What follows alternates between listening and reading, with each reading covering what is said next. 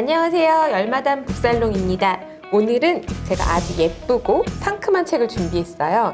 제목도 참 기분 좋은 책인데요. 럭키라는 책이에요. 김 작가라고 유명하신 분이죠. 김도윤 작가님을 모셨습니다.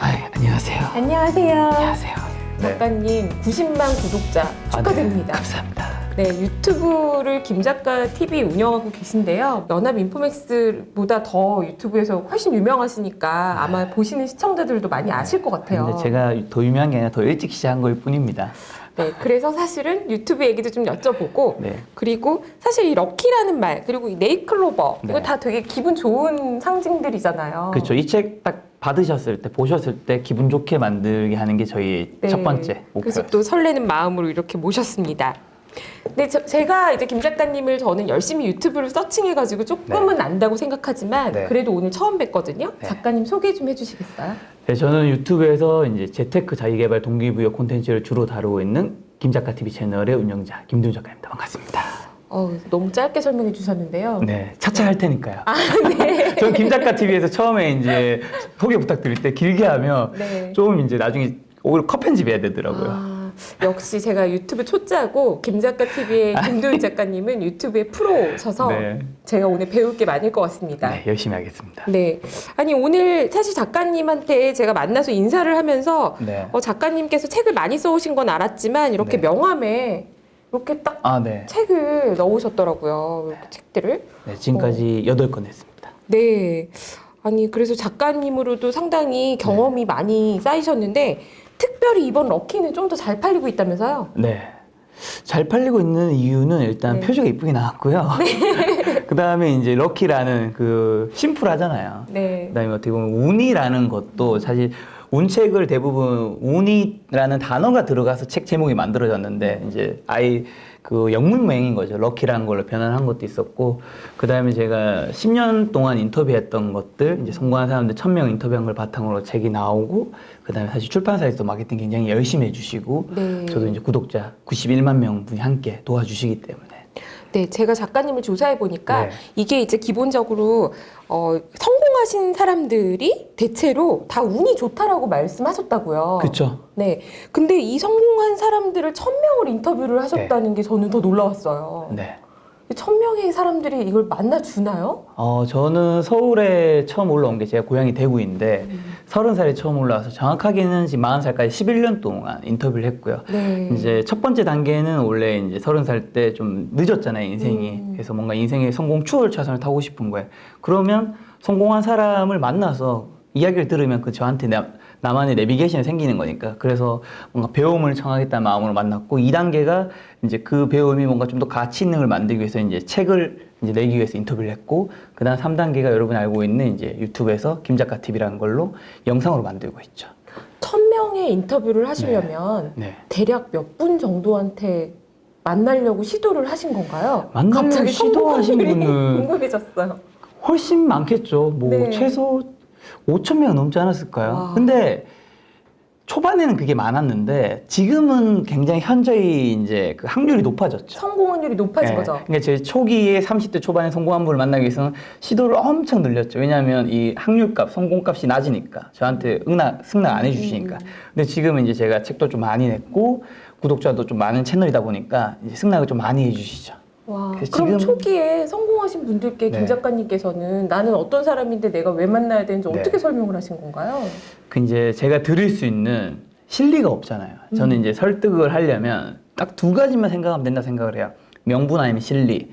자, 저는 김작가 TV라는 구독자 91만 명이 이제 봐주시는 채널이기 때문에 시청자들 덕분에 그분들이 나왔을 때 실리가 있죠. 뭔가 많이 노출된다거나 어떤 책으로 판매로 이어진다든가 그런 게 있어서 사실 지금은 구구절절 어떤 설명을 특별히 많이 하지 않아도 대부분 많이 출연해 주세요. 감사하게도. 근데 초기에는 이제 그런 게 없기 때문에 왜 당신이 이 채널 출연해야 되는지 설득을 해야 되는데 그 예시로 뭐 한 가지만 말씀을 드리면 한 이제 연봉 10억 정도 되는 사업가분이 한 분 계셨어요. 네. 근데 그분이 굉장히 능력이 뛰어난데 말씀을 잘 하시는 편은 아니었어요. 근데 그분이 이제 다른 채널에 출연한 걸 봤는데 그분의 역량만큼 내용이 나오지 않는 거예요. 뭐가 문제였냐면 그분도 말을 잘하지 않는 편인데 그걸 진행하는 분도 이분에 대해서 자세하게 알고 그 다음에 인터뷰가 꼼꼼하게 준비가 된 건 아니었던 거야.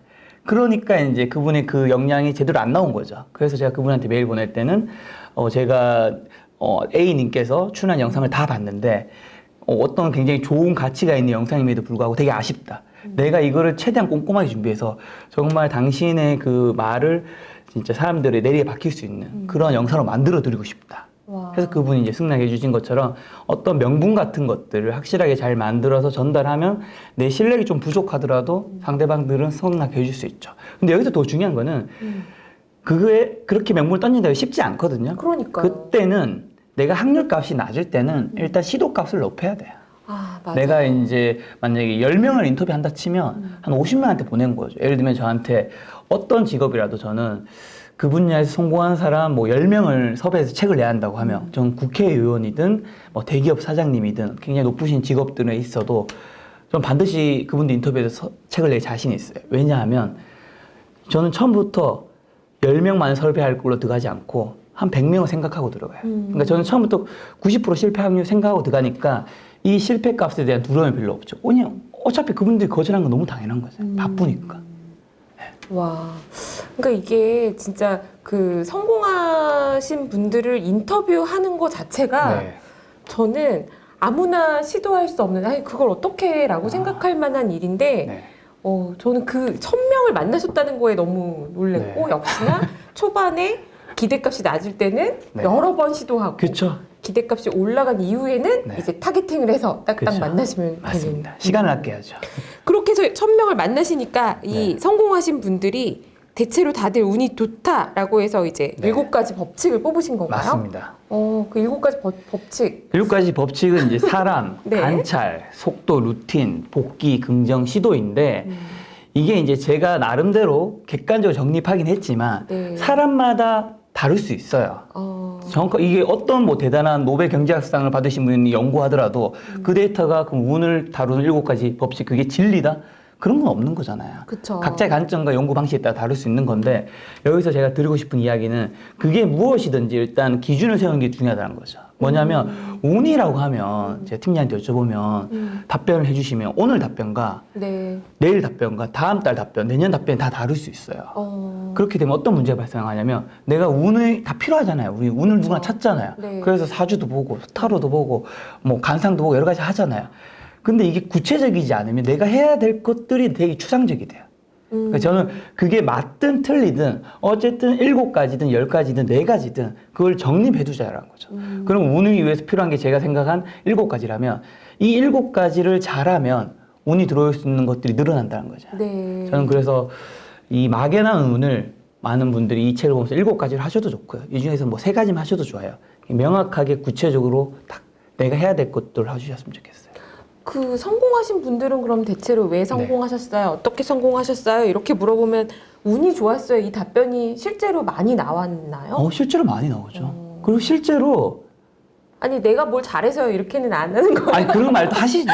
그러니까 이 말이 운만 좋았다라는 의미는 그쵸. 절대 아니죠. 네. 근데 진짜 큰 성공하신 분들은 거의 저는 99.9% 이상 대부분은 운이 좋았어요. 그게 무슨 말이냐면 이분들이 당연히 노력을 하고 뭘 준비하고 실행이 좋았기 때문에 성공을 하신 것도 당연히 맞죠. 근데 그 운이 없었다면 그만큼 성공할 수 있을 것인가?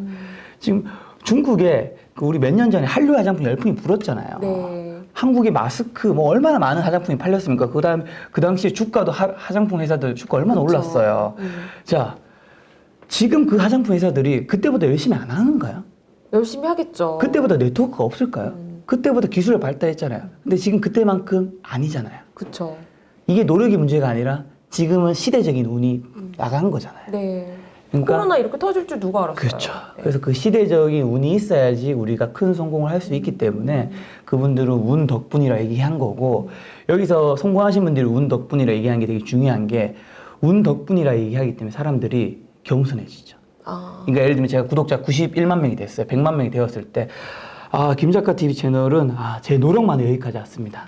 제가 얼마나 뭐 맨날 3, 4시간밖에 안 자고 뭐 촬영 장비 검토하고 편집 게스트분들 막 편집 얼마나 애를 쓴지 아세요? 제가 운이 어디 있었습니까? 라고 얘기할 수도 있겠죠. 그러면 당연히 그런 생각 가지고 있으면 사람이 거만해지고 자만해져요. 근데 실제로 그러신 거 아니에요? 아닙니다.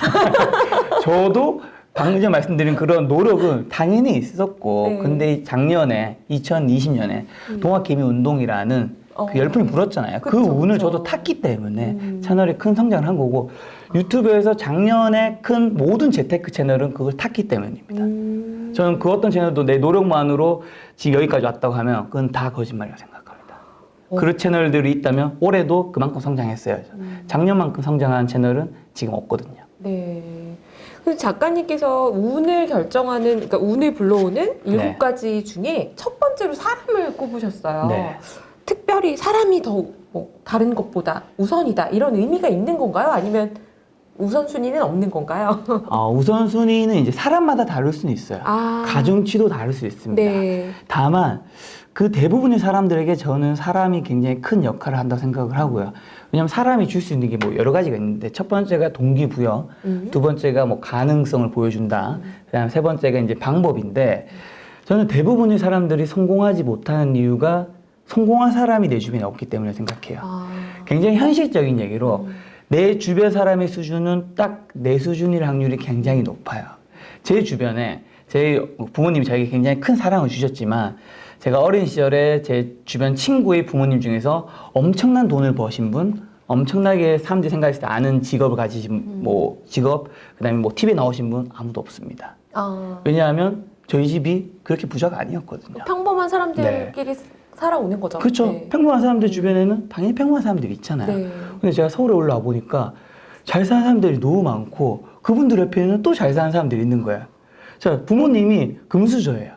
그럼 자녀가 뭔가를 하려고 할 때 다 도와줄 수 있잖아요. 금전적인 걸 떠나서 자녀가 만약에 변호사 되고 싶어요. 그럼 변호사 아는 사람들, 성공한 사람들 연결해 줄 수 있겠죠. 그럼 성공한 사람을 만났어요. 그러니까 내가 혼자서 변호사 어떻게 하면 될 수 있을까? 의사 어떻게 하면 될 수 있을까? 이렇게 준비하는 것보다 그분을 직접 만나서 어떻게 하면 변호사가 될 수 있습니다. 어떻게 하면 은행원이 될 수 있습니다. 이렇게 얘기를 해주면 어떻게 보면 정답지 같은 것들이 있는 거죠. 그 정답지를 보고 내가 준비를 하면 훨씬 쉬워지는데 그 정답지가 없는 상태에서 나 혼자 가야 되잖아요. 대부분의 흑수저나 평범하신 분들은. 그렇기 때문에 저는 그런 분들일수록 꼭 본인의 분야에서 성공한 분을 만나는 것이 되게 중요하다. 내가 요식업을 창업하는데 중식을 창업해요. 그럼 당연히 처음부터 뭔가 시작을 하겠죠. 허드레디를 시작하고요. 그 다음에 주방에 들어갈 거 하는데 그 시행착오들이 있을 거잖아요.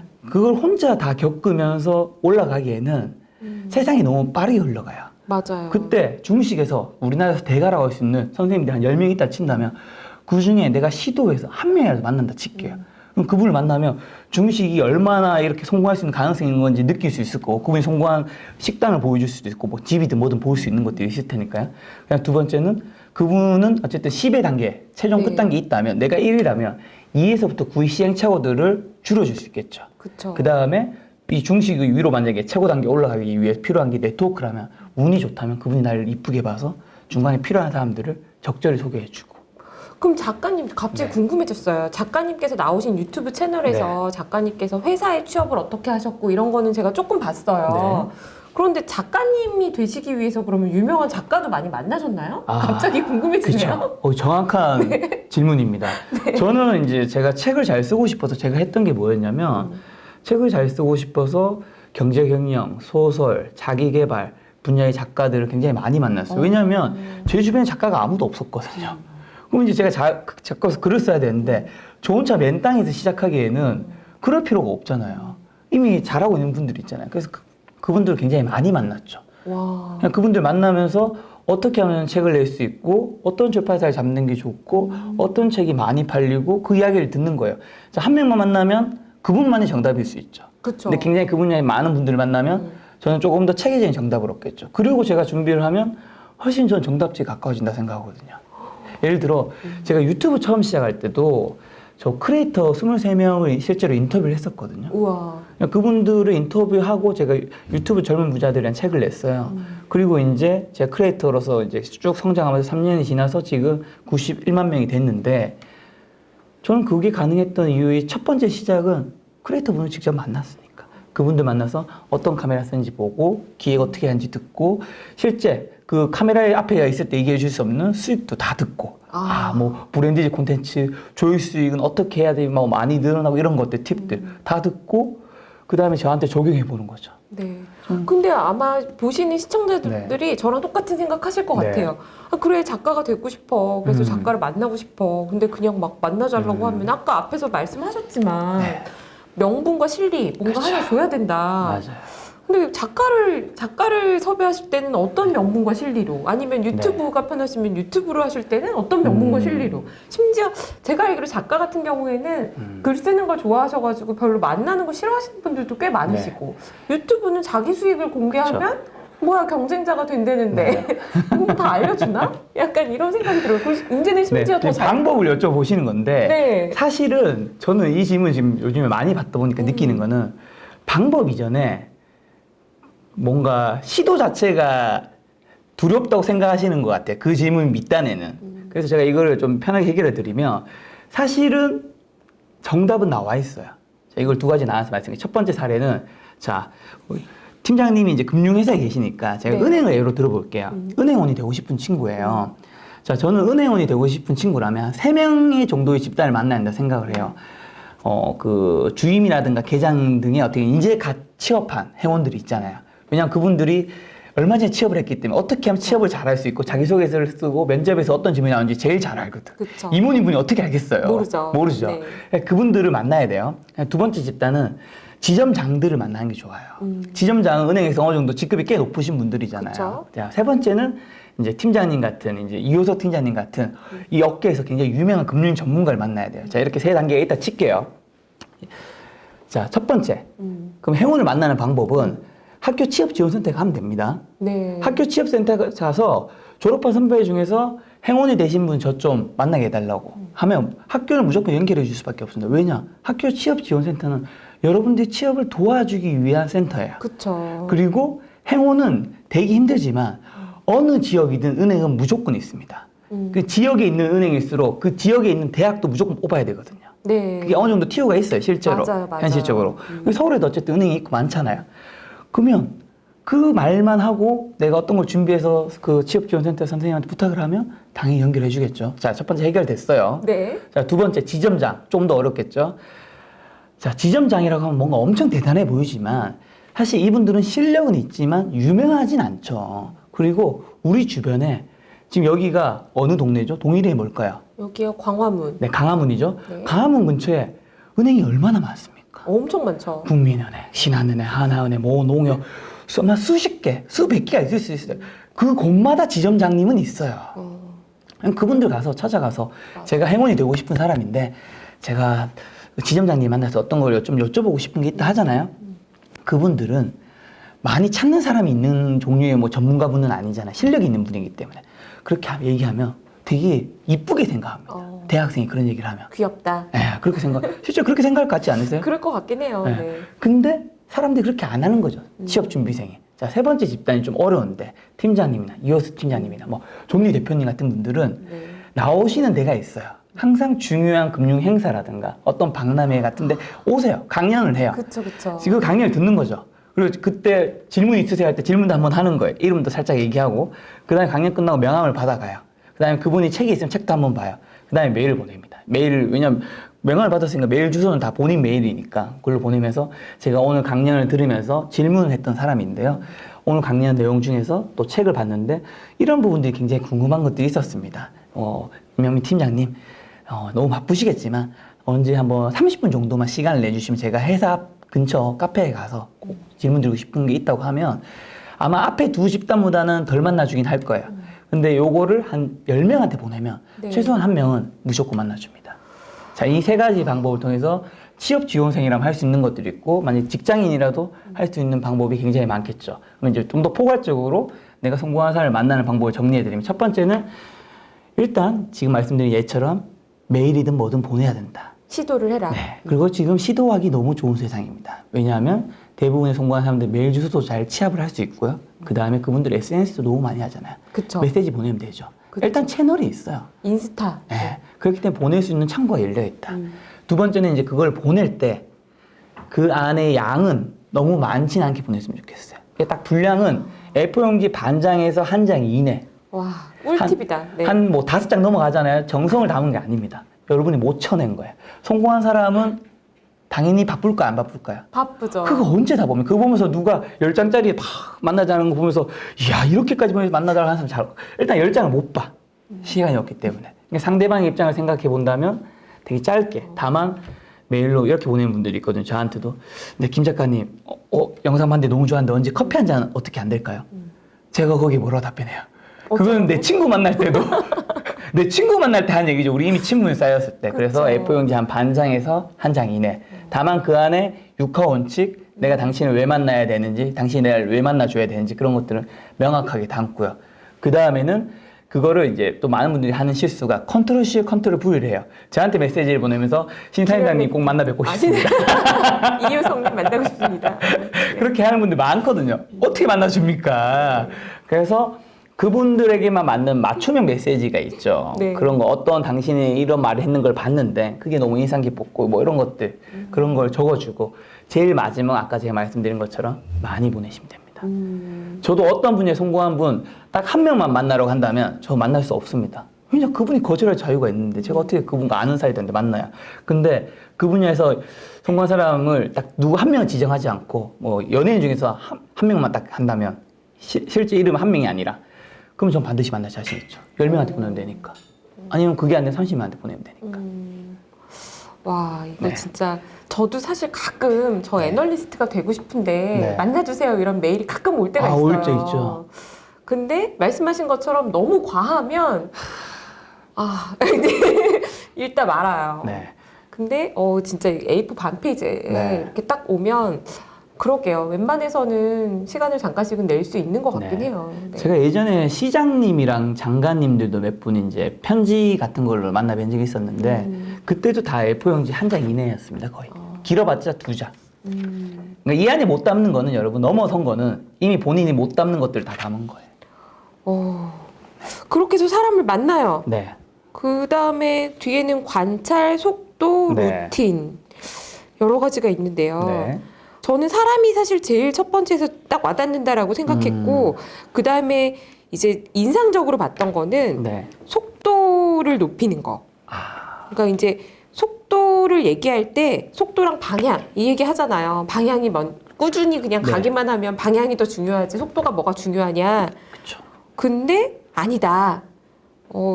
물론 이제 아니 제가 좀 헷갈리네요. 작가님께서 설명해 주시는 게 좋을 것 같아요. 네. 저도 갑자기 헷갈리기 시작해요. 말이 헷갈리게 하시니까. 아니 둘 다 중요해요. 속도도 중요하고 네. 방향도 중요하죠. 중요하죠. 네. 근데 사실 그런 자기 개발에서 되게 좋은 메시지죠. 네. 인생은 속도보다 이제 방향이다. 그 말 되게 좋아하시잖아요. 맞아요. 저도 좋아해요. 거북이처럼 가도 갈 길만 네. 가면 되지. 그렇죠. 근데 그 질문에 저는 이런 걸 드리고 싶어요.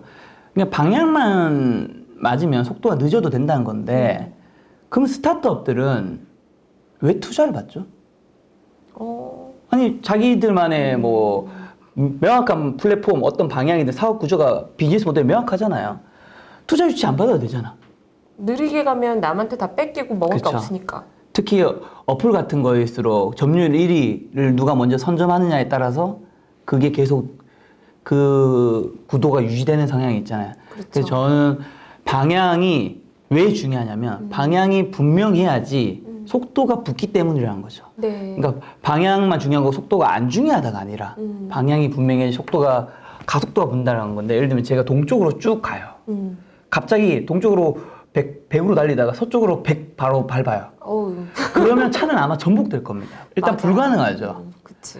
그리고 동쪽으로 가다가 서쪽으로 아니면 북쪽으로 방향을 꺾는 순간 어쩔 수 없이 브레이크는 발생하겠죠. 속도는 떨어질 겁니다. 네.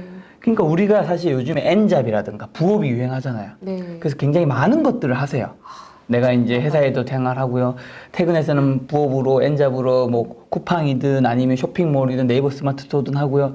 그다음에 또 요즘에는 또 워라밸 너무 중요한 세상이잖아요. 그래서 뭐 바리스타 자격증, 그다음에 운동도 뭐 헬스, 요가, 필라테스, 그 가운데 또 요즘에 글로벌 세상이니까 뭐 영어, 중국어 포기할 수 없죠. 그 가운데 또 이 대인관계도 포기할 수, 인간관계 친구도 만나고 다 잘할 수 없습니다. 전 그렇게 생각해요. 이 모든 각도로 다 잘하려고 하면 이 모든 각도로 속도가 날 수가 없죠. 그러면 이제 성취가 당연히 떨어질 것이고 그러면 결국에는 본인이 저는 안 하게 된다고 생각하거든요. 그래서 여러분들이 만약에 여러 각도로 하면서 이 워라밸을 하면서 만족스럽다면 그대로 하셔도 돼요. 네. 근데 본인이 여러 각도를 하고 하는데 뭔가 성장을 못하고 있다고 생각을 해요.